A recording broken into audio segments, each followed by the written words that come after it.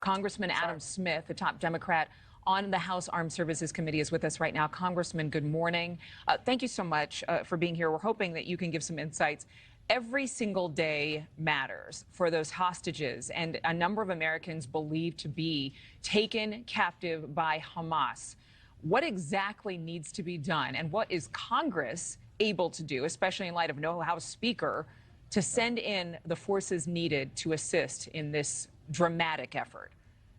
Well, Congress is not required to play a role in that specific aspect of it. It is a problem that we don't have a speaker going forward in terms of any sort of supplemental aid packages or any sort of legislation that we would need to pass. But this is primarily on the executive side.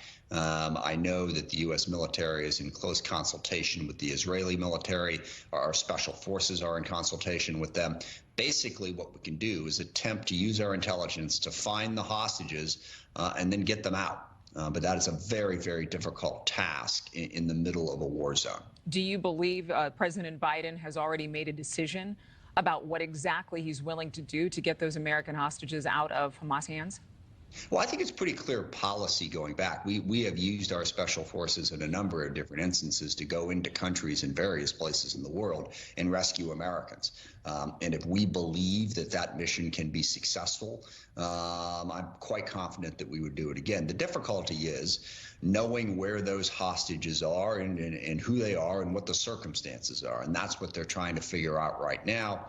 Now, Israel has a fair amount of intelligence on this that can be helpful, so we're working with them closely to try to get answers to those questions. Do you believe there's added pressure right now for the U.S. to take action, especially in light of the fact that so many billions of dollars have gone to the Ukrainian war effort? And in this instance, one of our closest ally, a much closer ally than Ukraine, Israel, in the midst of a war against terrorists, neighboring terrorists nonetheless, right in their backyard, and then to have Americans inside.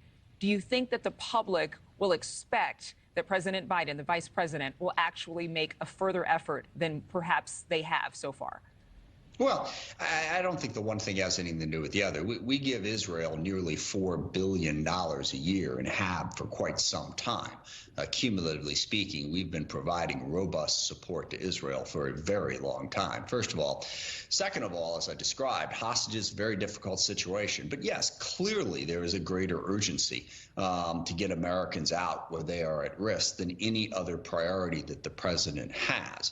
But I will point out that the threat from Russia, we've seen Russia do the same thing in Ukraine that you're seeing Hamas, that Hamas did. They are targeting families, targeting civilians, kidnapping children. So I think that there are more similarities there than one might think at first glance, and we can clearly do both.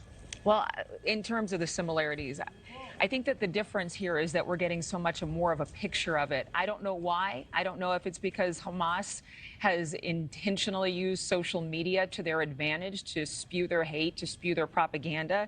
But this has certainly had tensions and tempers rising. Apparently, New Jersey Congressman Josh Gottheimer and other House Democrats were upset or angry during a closed-door meeting on Wednesday speaking about this issue.